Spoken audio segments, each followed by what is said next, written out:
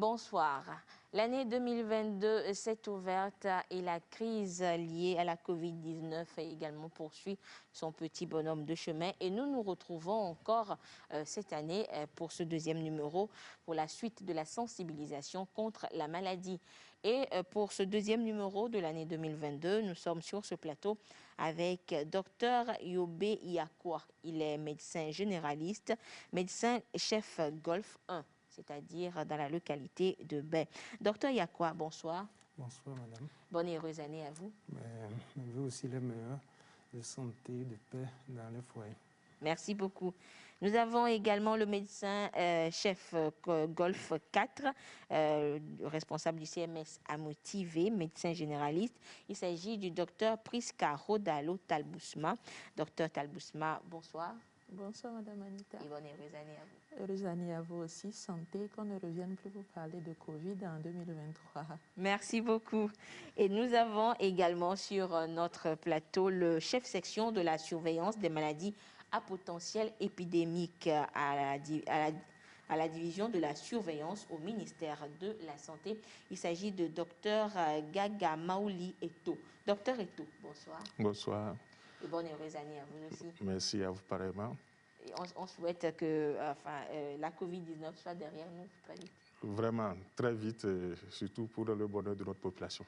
Merci beaucoup. Merci alors, chers invités, d'être sur ce plateau pour parler une fois encore de la pandémie liée à la Covid-19. Mais avant avant de débuter le débat, nous allons, comme toujours, suivre le point de la situation de la semaine. La situation, c'était mercredi dernier à la conférence de presse de la coordination nationale de la riposte contre la Covid-19. Que peut-on retenir après une semaine d'activité?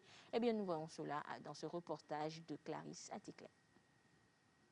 Actuellement, au CHR Lomé Commune, 32 cas de Covid-19 sont hospitalisés, dont 2 cas critiques et 14 en réanimation. Sur la période du 5 au 11 janvier 2022, le compteur des contaminations affiche 2591 cas et 4 décès. Selon la coordination nationale de la gestion de la riposte, il y a une stabilité. Nous avons noté 2591 cas contre environ 3000 la semaine dernière et 2014 la semaine d'avant. Donc là-bas, nous pensons que les choses se stabilisent, mais on espère que ça baisse. Plus le nombre de cas augmente, plus ça risque de toucher les personnes vulnérables qui peuvent développer la forme grave de la maladie et décéder.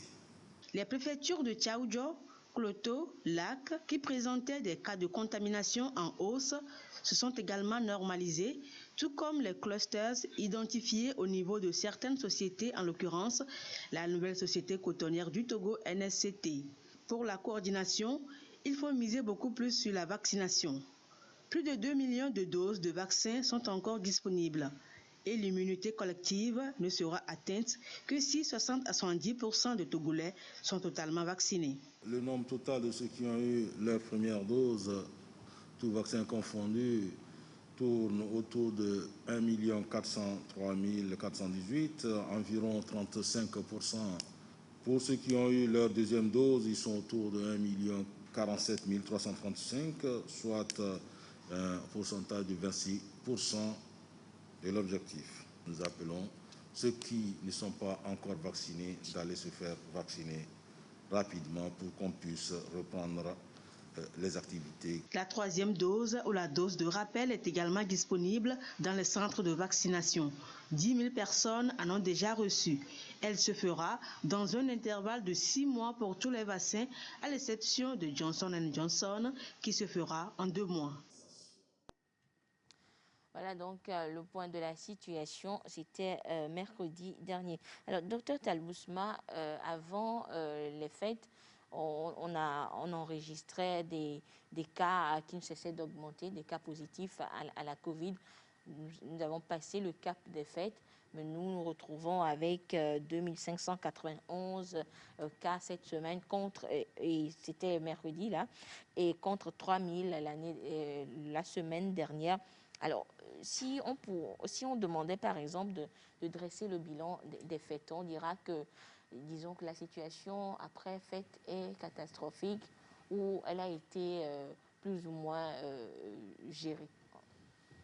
Alors, déjà, nous avons remarqué l'augmentation des cas depuis le 21 décembre, où nous sommes passés de la trentaine, la quarantaine, la cinquantaine, en allant progressivement vers la centaine, 200, 300. Et pendant les fêtes, il y a eu beaucoup d'efforts et c'est l'occasion de remercier tout à chacun, surtout au niveau des lieux de culte où beaucoup nous ont compris. Beaucoup ont essayé de respecter les mesures, mais bon, vu qu'il y avait beaucoup de choses aussi, beaucoup de facteurs qui rentraient en jeu, on n'a pas pu empêcher qu'il y ait de nombreux cas positifs, mais je dirais que ça a été quand même assez contrôlé par rapport au respect des mesures barrières, par rapport au fait, au lieu de rassemblement. Il y a beaucoup d'efforts qui ont été faits et c'est pour ça que nous voyons ces cas aujourd'hui. Je crois que nous sommes en train de redescendre tout doucement. Et je crois que c'était juste le 30 décembre que nous avons jusqu'à 700 et quelques cas. Et juste après, nous maîtrisons un peu la situation. C'est à la baisse, comme l'a dit le colonel Djibril. Il faut toujours garder le cap et puis continuer à respecter les mesures. Aujourd'hui, on peut être un peu rassurant. On espère que les cas vont encore diminuer. D'accord.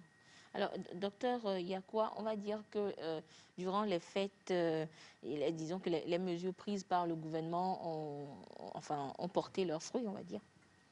Tout à fait. Avec les chiffres qu'on a ces jours-ci, on peut dire que les mesures prises par le gouvernement portent leurs fruits. Parce que nous sommes, durant cette période, c'est la stabilisation, mais nous devons continuer à régresser, à respecter les mesures barrières, à se faire vacciner pour que ces chiffres diminuent comme pratiquement ce qu'on avait en novembre, en octobre. Et alors, docteur Yakwa, dites-nous, c'est vrai qu'avant les fêtes, voilà, disons, la courbe a commencé par monter. Et bon, on a essayé de trouver certaines causes, oui, mais aujourd'hui, nous sommes après les fêtes. Disons que les déplacements, certains vacanciers, on va dire, sont repartis, mais nous sommes, on constate, disons, le nombre de cas actifs qui est jusqu'à 6 000. Alors, qu'est-ce qui peut expliquer encore ces chiffres que nous avons aujourd'hui? Bon, en fait, il faut dire que de nos jours, les gens ne respectent pas toujours les mesures barrières. Et il y a le virus Omicron qui est actuellement présent. C'est un virus très contagieux. Donc, même s'il est moins virulent, c'est un virus très contagieux. Donc, ça fait que c'est un virus qui se propage très rapidement dans la population. Ça peut d'une part expliquer le nombre de cas qu'on a ces jours-ci. D'accord. Alors, docteur Eto, à votre niveau, après ce que docteur Yakwa a dit, est-ce qu'on peut trouver encore d'autres raisons à cette situation que nous vivons depuis plusieurs semaines déjà? Oui, bon, on peut dire quand même que c'est une situation pratiquement normale compte tenu du contexte dans lequel nous évoluons. Vous savez que le Togo n'est pas épargné par rapport à l'augmentation des cas. C'est une situation pratiquement de par le monde. D'accord? Donc ça veut dire que peut-être ce que nous pouvons dire à la population, c'est qu'on n'a pas eu plus de cas comme en Europe, aux États-Unis. Et c'est ce qui a fait qu'on ne peut pas empêcher cette courbe-là d'arriver. Mais c'est de mitiger la courbe pour que ça ne fasse pas plus de pics que ce que nous avons aujourd'hui. Et c'est dû à des mesures-là que le gouvernement a prises. Au moment des fêtes, surtout, vous savez qu'au moment des fêtes, c'est des situations où il y a plusieurs rencontres. Là où il y a plus de masse, la contamination est plus forte. Donc, ce qui a fait que nous avons quand même jugulé un peu la situation. On a vu venir le mal très, très vite. Et surtout, il ne faut pas aussi perdre de vue la campagne de vaccination que nous avons démarrée avant la vague. Ça aussi, je pense que c'est une contribution pour avoir cette situation que nous avons aujourd'hui. Voilà, et surtout la campagne accélérée également qui a été mise en place, justement. Alors, docteur, et je reste avec vous, c'est vrai on voit un peu, disons, les causes qui sont peut-être quasi similaires à ce qui se passe de par le monde, comme on l'a dit. Mais disons que cette semaine également, on a vécu une expérience qui est, bon, on va pas dire qu'elle est elle est déstabilisante, mais qui a marqué les esprits. On a vécu, enfin, je crois que c'est la journée du mardi où on a eu 4 morts. Le lendemain, on a eu 2 morts. Alors, dites-nous, qu'est-ce qui explique ce fort taux de mortalité? Parce qu'au départ, on nous a dit, Omicron, oui, il est très contagieux, mais il n'est pas si virulent que Delta. Mais là, on voit que ça tue quand même. Oui, au fait, le problème, c'est que vous savez que le taux, la létalité, est faible aux environs de, disons, moins d'1% même. D'accord? Même dans nos statistiques au Togo, nous avons une létalité de moins d'1%.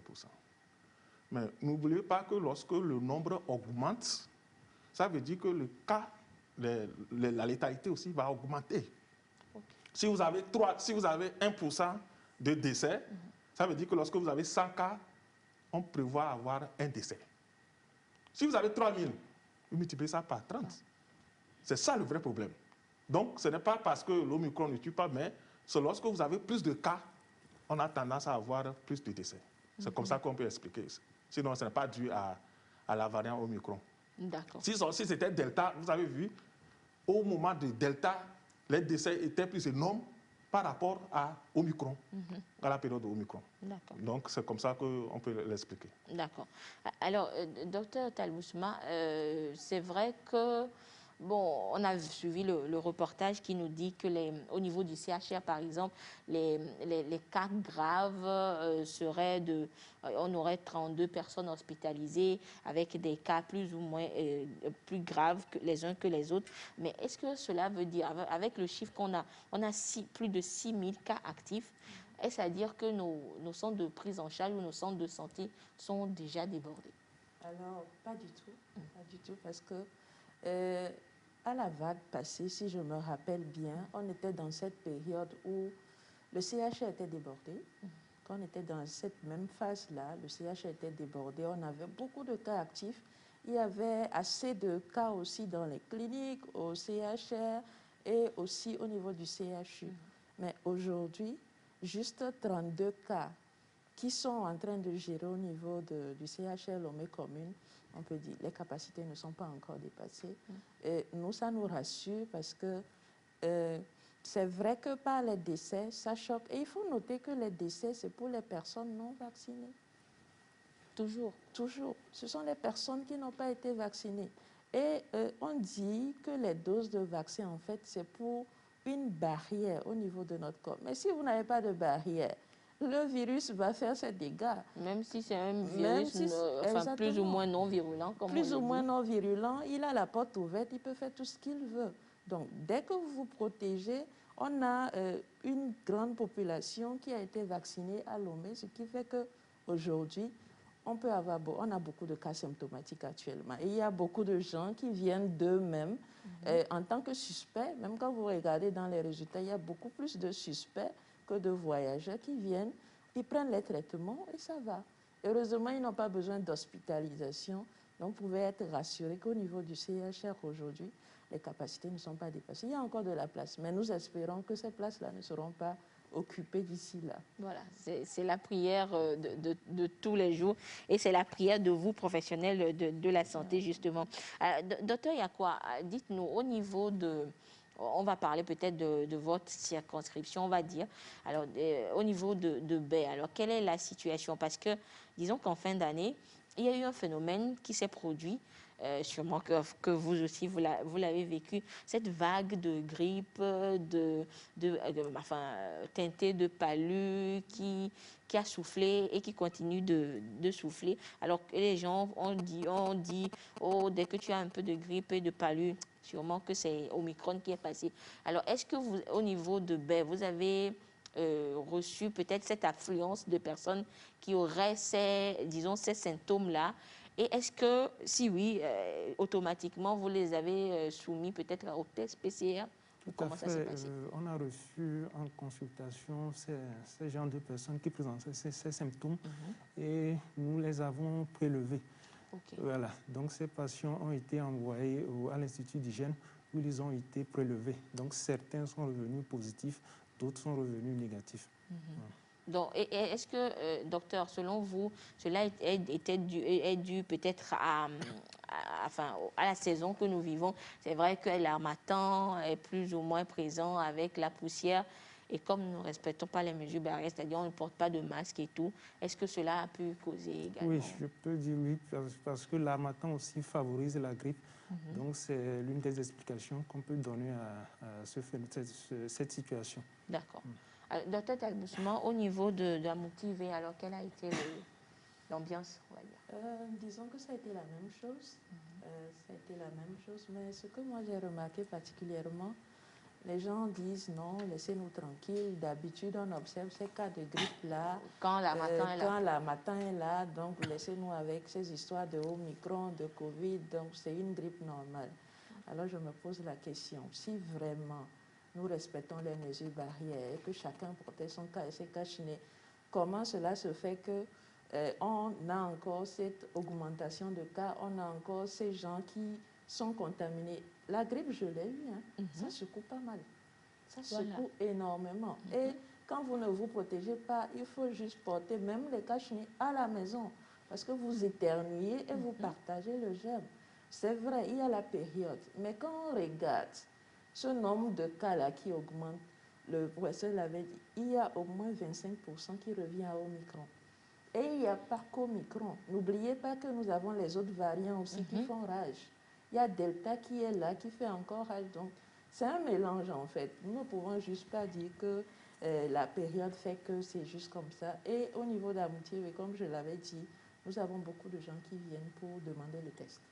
D'eux-mêmes. Oui, d'eux-mêmes. Ah, docteur, je ne me sens pas bien, j'ai perdu l'odorat, j'ai perdu le goût. Est-ce qu'on ne va pas faire le test? Ils viennent en tant que suspects. En temps même, on était tellement débordés. Par jour, vous pouvez recevoir une quinzaine de personnes qui sont juste des cas suspects. Donc, ces derniers temps, ça va beaucoup. Je sais qu'au niveau de l'INH, c'est autre chose. Eux, ils sont débordés avec les voyageurs, les contacts et tout. Je pense que d'ici là, la situation va se décompter un peu. Et vous faites bien de le rappeler sûrement que dans les jours à venir, nous aurons la responsable de l'INH sur ce plateau, docteur Ala Toko, pour peut-être nous dire ce qu'ils ont vécu au niveau de l'INH et l'ambiance qui règne ces derniers jours également. Alors, docteur Eto, vous êtes le chef section de la surveillance des maladies à potentiel épidémique. Alors, dites-nous, c'est vrai qu'au départ, vous nous avez dit que, bon, nous disons que nous suivons une évolution normale de la maladie. Alors, est-ce que cela voudra dire que, voilà, nous sommes dans un pic, ça va descendre, après ça va remonter, mais nous allons vivre ces montées et descentes jusqu'à quand, finalement, pour Covid? Bon, au fait, le vrai problème, c'est de couper la chaîne de transmission. Pour régler ce problème, il faut couper la chaîne de transmission. Okay. Et c'est pour cela que, malgré les efforts que nous faisons en matière de vaccination et tout, nous disons toujours de continuer par utiliser les mesures barrières. Okay. Tant qu'on n'a pas coupé la chaîne de transmission, on risque de faire les va-et-vient par rapport à cette maladie. Jusqu'à X temps. Jusqu'à X temps. Maintenant, nous disons que si nous arrivons à avoir une couverture vaccinale assez élevée, entre 60 et 70%, ça veut dire que, bon, moins nous allons transmettre le virus, et ça aussi, c'est un moyen pour pouvoir couper la chaîne de transmission. Okay. Donc, nous exhortons toute la population à pouvoir se manifester par rapport à la vaccination contre Covid. Et c'est pour cela que, malgré le changement de variant et tout, même dans les pays occidentaux, l'accent est toujours mis sur la vaccination. Merci beaucoup, docteur Ito, pour ce rappel. Nous parlerons tout à l'heure de la campagne de vaccination. Docteur Yakwa, je reviens vers vous parce que si je reviens un peu en arrière par rapport à la situation qu'on a vécue avec cette, cette grippe générale et tout, il y a certains qui ont évoqué ce fait que, oh bon, avec cette grippe, comme c'est Omicron, tout le monde presque a eu Omicron, bientôt on aura l'immunité collective. Est-ce que vous avez appris cela aussi? Non, je n'ai pas reçu cette information. Bon, les gens ont tellement dit, voilà, qu'avec cette grippe, beaucoup ont fait Omicron, finalement on va avoir l'immunité collective, mais dites-nous, quand on dit immunité collective, c'est après la vaccination ou c'est quand on a fait la maladie qu'on a l'immunité collective? Pour avoir cette immunité collective, c'est après la vaccination.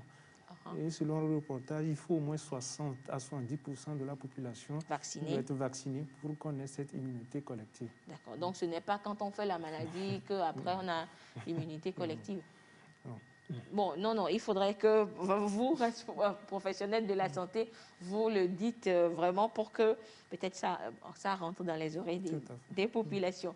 C'est vrai que nous évoquons les causes de cette situation que nous vivons, cette situation quelque peu désarmante que nous vivons ces dernières semaines.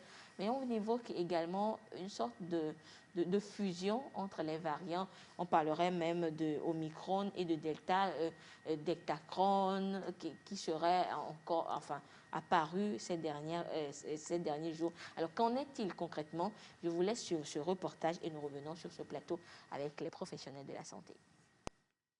Le Covid-19 n'a pas encore dit son dernier mot dans ces manifestations. Un nouveau variant serait découvert.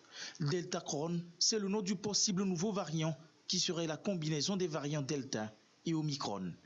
Selon des scientifiques français, cette découverte est parfaitement possible. Il semble être parti de Chypre, selon l'annonce faite par Leondios Kostrakis, professeur de sciences biologiques à l'Université de Chypre. Selon ce dernier, il existe actuellement des co-infections Omicron et Delta.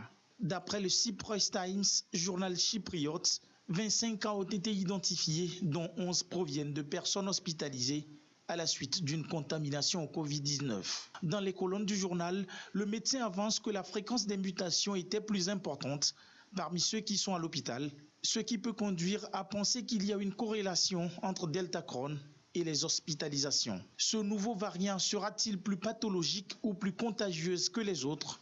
En attendant la réponse à cette grande interrogation, le respect des mesures de prévention doit être de rigueur.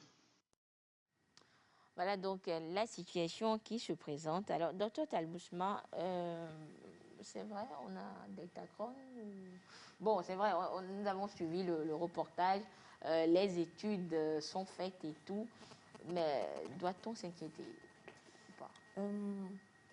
Je le dis souvent, c'est, disons, à titre d'information. Pour la population, en fait, les mutations, le niveau scientifique ou le milieu scientifique en a l'habitude.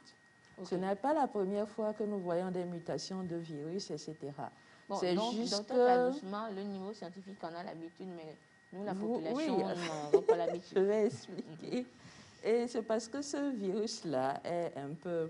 Ça fait des dégâts. C'est un virus d'intérêt que maintenant la population essaie d'entendre les nouveaux mots comme mutation et à chaque fois ça fait paniquer. Exactement. À la question et tout. Je prends les histoires de variants pour expliquer simplement. Je dis que le virus de la grippe, c'est comme un arbre qui est en train de pousser et qui a ses démembrements, il a des branches. Et dans son évolution, il a une branche qui a fait des dégâts avant. Et maintenant, cette nouvelle branche-là porte beaucoup de fruits. Et c'est la Covid-19. Mais maintenant, dans la Covid-19, la branche de Covid, il y a encore des petites branches là qui poussent. Et si cette branche-là pousse, elle est un peu plus grosse, on porte de l'intérêt à ça. On se dit, peut-être que celui-ci va donner plus d'arbres ou bien plus de fruits, peut-être de nouvelles feuilles. Et on observe. En fait, c'est tout un arbre. Et ça va, plus ça grandit, plus on aura des mutations. Donc, ce n'est pas quelque chose qui va s'arrêter maintenant. Il y aura des mutations. Seulement, on prie que les nouvelles mutations du virus qui arrivera ne soient pas dangereux ou ne soient pas dangereuses pour notre santé. C'est pour ça qu'on les observe. Et à chaque fois, quand il y a un variant d'intérêt, comme en Chypre, le spécialiste a l'obligation de les déclarer pour que tout le monde soit en alerte, pour qu'on puisse observer et voir dans quelle mesure bloquer, s'il est plus dangereux, s'il est plus transmissible, etc., pour l'étudier. Pour que quand on fait les examens, par exemple, si l'INH fait le séquençage, pour qu'il puisse regarder, ah, est-ce que moi aussi, j'ai ce variant-là chez moi. C'est comme ça que ça se passe. Mais l'inquiétude que nous devons avoir, c'est de tout faire, en tant que population, c'est de tout faire pour nous protéger, de mettre les barrières pour que, même s'il y a plusieurs mutations, même s'il y a plusieurs variants qui arrivent, nous puissions être sûrs que, bon, de toute façon, il va venir se promener chez nous et repartir. Qu'on ne soit pas choqué de la chose. Ça, c'est juste de l'engouement pour la recherche scientifique. Heureusement que ce n'est pas encore tellement déclaré. Donc, les études sont en cours pour voir. Et surtout qu'on a dit que c'est chez les patients hospitalisés avec des cas sévères que ça se produit. Maintenant, c'est au niveau des centres de prise en charge qu'il va falloir vraiment prêter attention pour arrêter rapidement la chose.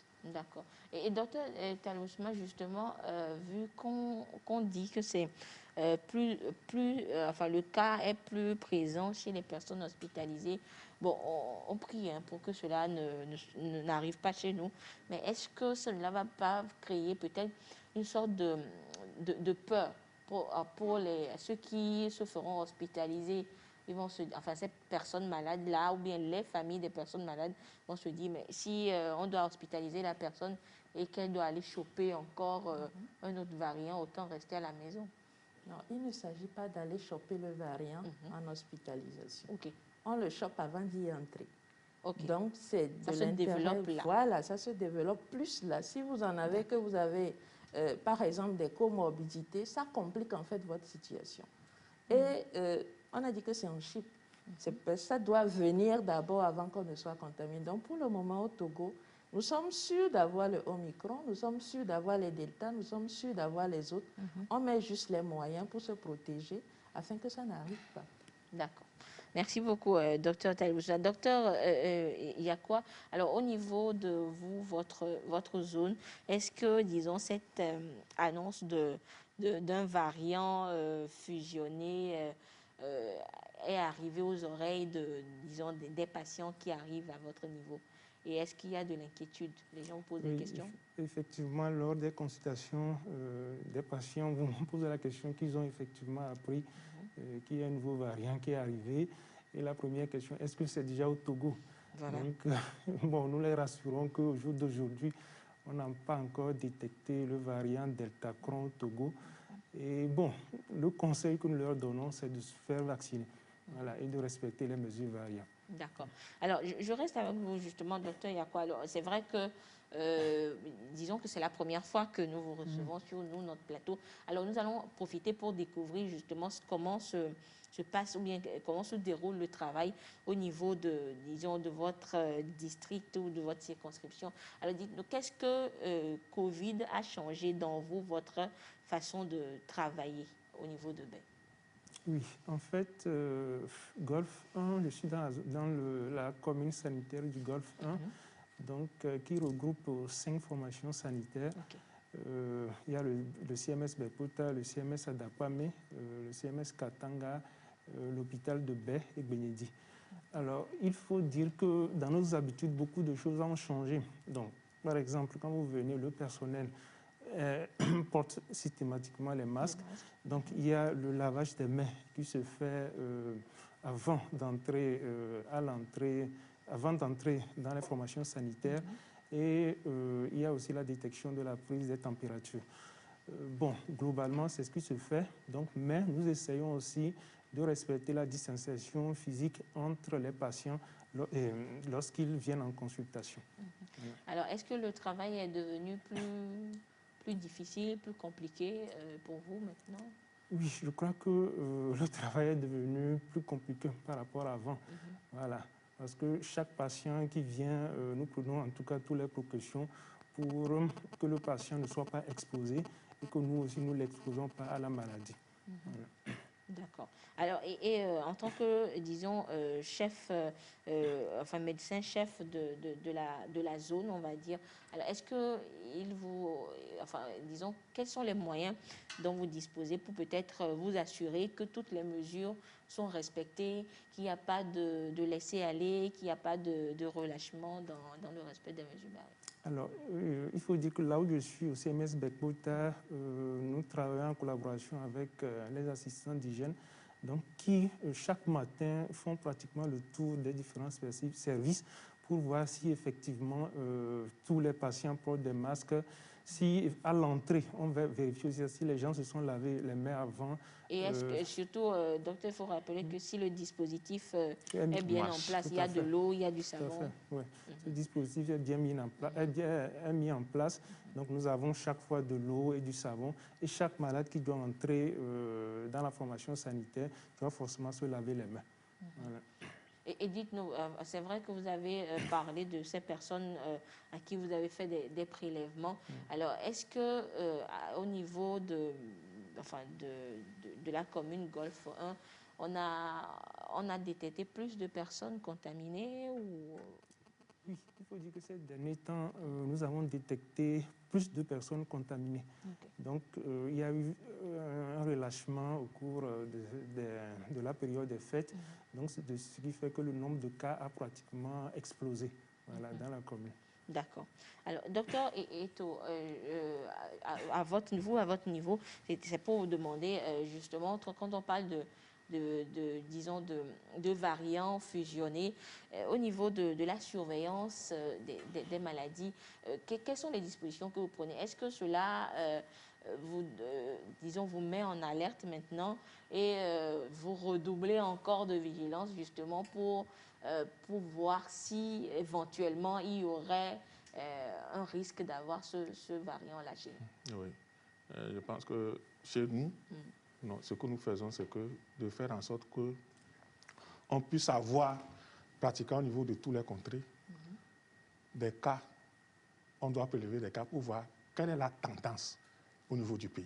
Okay. Donc c'est pour cela que dans nos réunions quotidiennes, nous demandons à savoir quels sont les districts ou bien les préfectures du Togo qui n'arrivent pas à notifier de cas.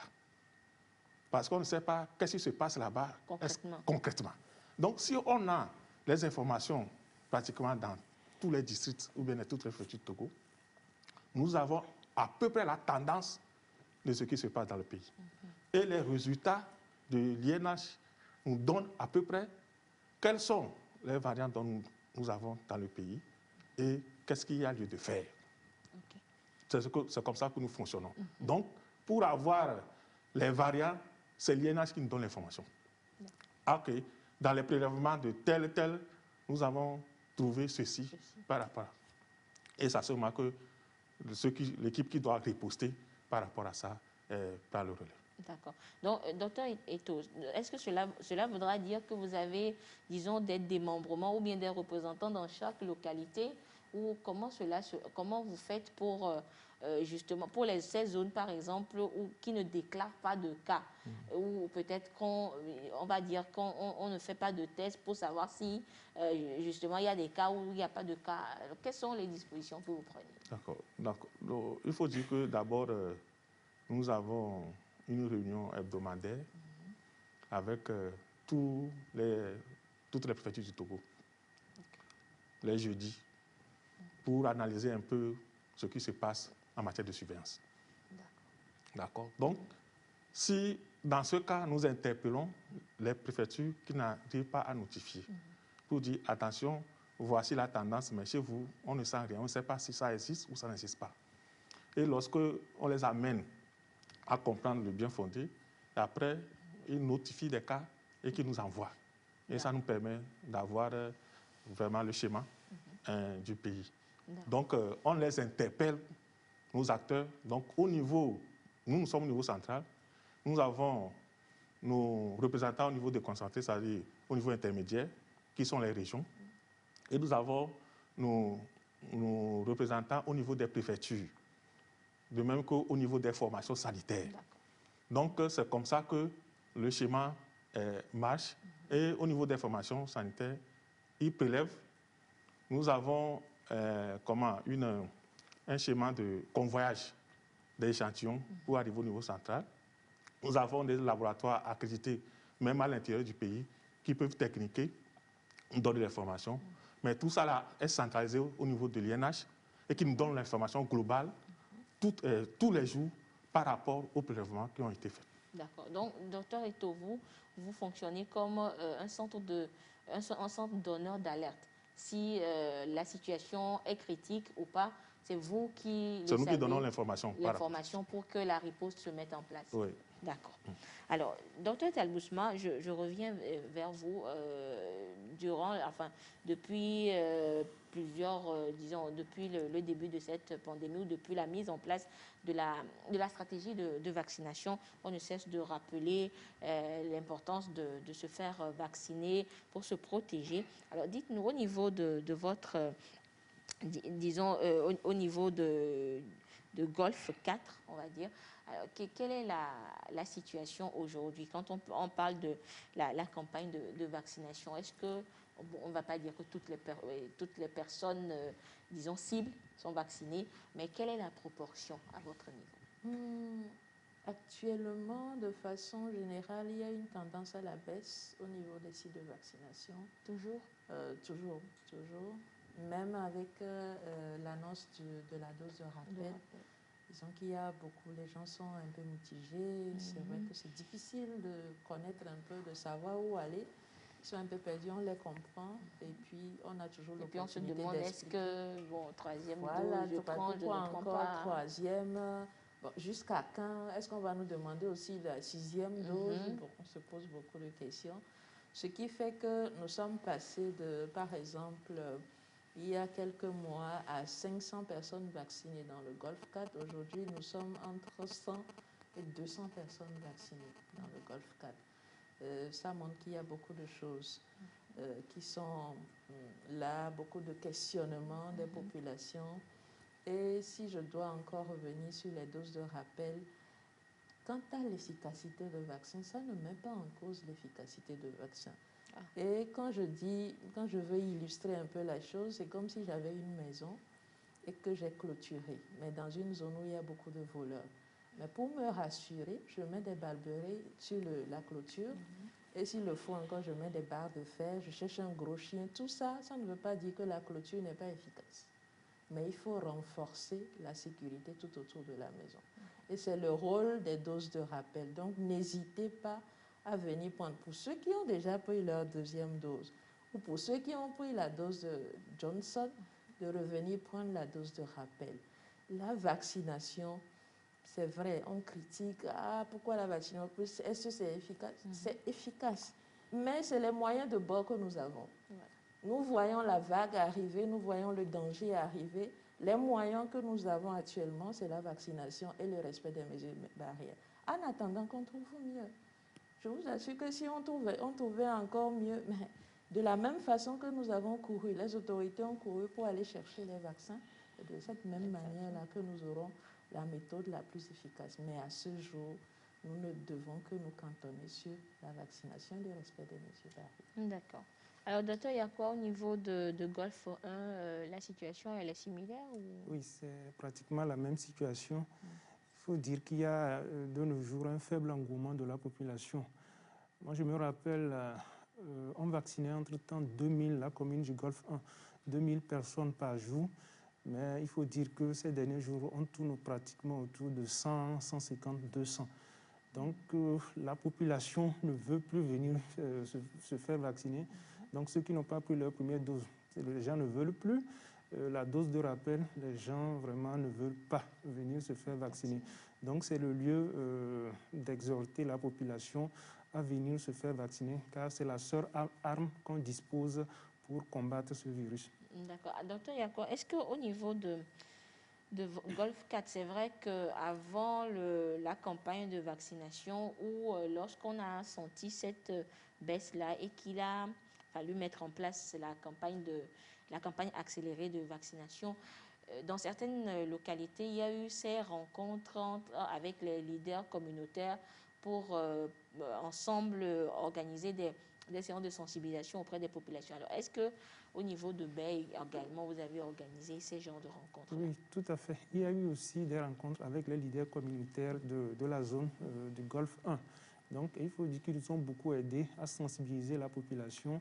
Donc, ça a fait, entre-temps, augmenter le nombre de personnes vaccinées dans la commune du Golfe 1. D'accord. Et est-ce que vous pensez peut-être renouveler cela, peut-être pour rappeler, pour remobiliser les troupes, on va dire? Oui, c'était une très bonne expérience et nous comptons probablement dans les semaines prochaines à réitérer cela.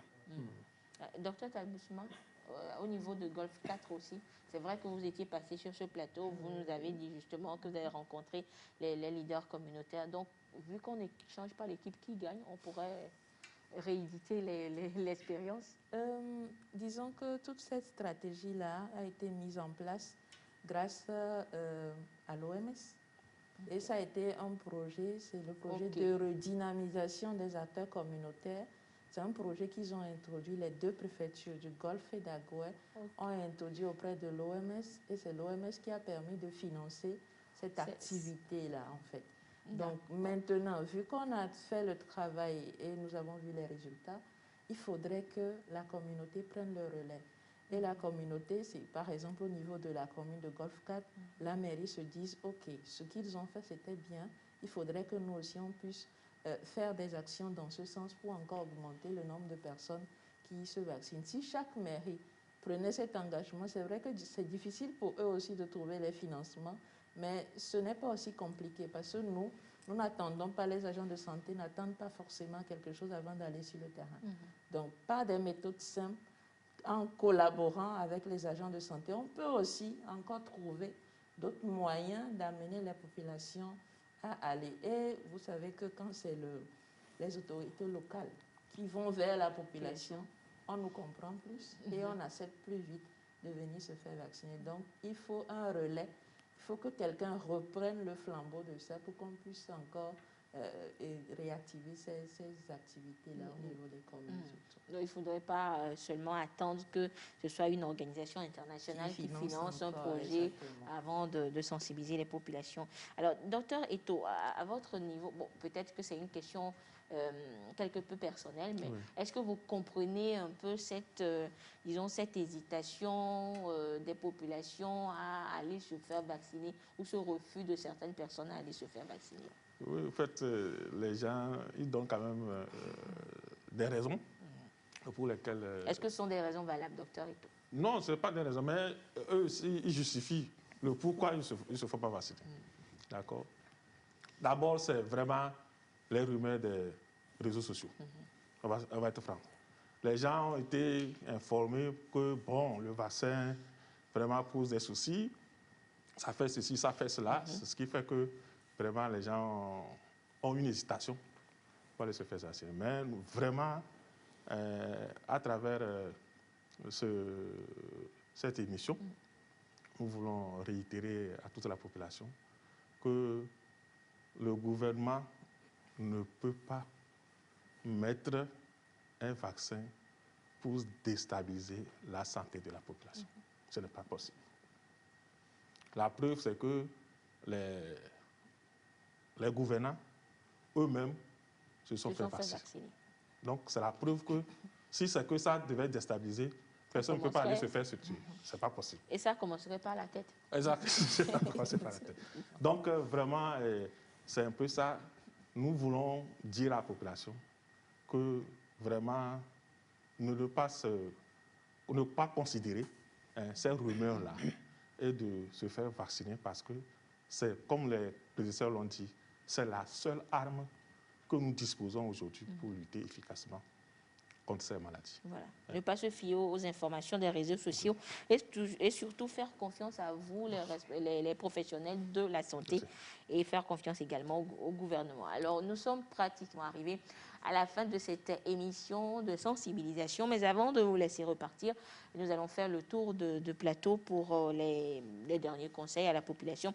Alors, docteur Yakwa, nous allons commencer avec vous et peut-être dans votre mot de fin évoquer également cette décision du gouvernement d'élargir la cible vaccinale aux enfants, aux élèves et aux enfants ou aux personnes de plus de 12 ans.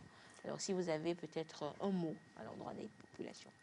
Oui, en fait, moi je dirais que c'est une très bonne décision, le fait que le gouvernement a élargi la vaccination aux 12 ans. Et en tout cas, des dispositions sont en tout cas prises dans la commune du Golfe 1 pour que le vaccin soit accessible aux 12 ans et plus. Donc, à votre niveau, déjà, les 12 ans et plus peuvent commencer par se faire vacciner? En fait, nous allons rentrer en contact avec les chefs d'établissement pour leur donner le message. Et ensuite, nos équipes passeront dans les établissements pour sensibiliser les élèves, donc démentir les fausses nouvelles. Et alors, tous les enfants iront convaincre les parents. Et nous attendons le retour des directeurs d'établissement. S'ils nous donnent le OK, il y aura des équipes mobiles qui vont circuler pour vacciner les 12 ans et plus. Donc, mon mot de fin, c'est d'exhorter vraiment la population au respect des mesures barrières et à venir se faire vacciner. D'accord. Merci beaucoup, docteur Youbi Yakwa. Je rappelle donc que vous êtes médecin généraliste, médecin-chef Golfe 1. Docteur Ito, votre mot de fin après, disons, toutes ces discussions ce soir. D'accord. Mon mot de fin, c'est que la population puisse nous aider à augmenter la couverture vaccinale pour qu'on puisse rompre la chaîne de transmission de la maladie. Et c'est par rapport à cela que je salue la décision du gouvernement qui a élargi la vaccination aux enfants de plus de 12 ans. Et surtout que nous savons très bien que la maladie ne fait pas trop rage au niveau de ces enfants-là, mais ils sont vecteurs de la transmission de la maladie. C'est un peu dans ce sens-là qu'on explique la vaccination chez ces enfants pour rompre la transmission. Donc, la population n'a qu'à nous aider, à les aider. Merci. Merci beaucoup, docteur Gaga Maouli Eto. Vous êtes chef section de la surveillance des maladies à potentiel épidémiologique à la division de la surveillance au ministère de la Santé. Alors, docteur Talbousma, au niveau de Golfe 4 aussi, on se prépare pour, disons, la vaccination des élèves. Oui, exactement. Et nous nous préparons. Je pense que la collaboration va être renforcée avec les directeurs régionaux de l'éducation ainsi que les inspecteurs de l'éducation pour que l'information puisse passer au niveau des directeurs d'école et qu'on puisse avoir cette facilité-là d'approcher les parents. Il faut savoir que la vaccination ne se fera pas, elle est volontaire toujours, et elle ne se fera pas sans l'autorisation parentale. Voilà. Et si on se demande pourquoi vacciner au niveau des adolescents, c'est comme l'a dit Dr Eto, c'est pour éviter que les adolescents soient des réservoirs au niveau par rapport à Covid et pour qu'ils puissent partager. Il faudrait que, ils sont nombreux, il faudrait qu'ils nous aident, cette tranche-là peut nous aider à atteindre encore plus rapidement la couverture au niveau de la population togolaise. Ce n'est pas un mal. Les gens vaccinent jusqu'à 5 ans, donc nous nous sommes arrêtés à 12 ans. C'est pour la bonne cause et nous espérons que les parents comprendront. Alors le mot de fin, c'est toujours nous faire confiance, de nous faire confiance. Nous qui sommes là, qui sommes vos enfants et qui sommes dans les centres de santé, qui travaillent depuis que Covid a commencé, ne nous découragez pas par rapport à vos réactions ou bien par rapport à vos actions. Encouragez-nous à aller, à nous écouter, à vraiment comprendre ce que nous disons et à ne pas céder aux rumeurs, aux fausses rumeurs, à ces gens-là qui vous disent du n'importe quoi, alors qu'eux-mêmes, ils sont déjà vaccinés. Donc, aujourd'hui, vous avez la dose de rappel, qui, je le rappelle, pour ceux qui ont fait le Johnson, vous devez avoir 2 mois entre la dose, la première dose et cette dose de rappel.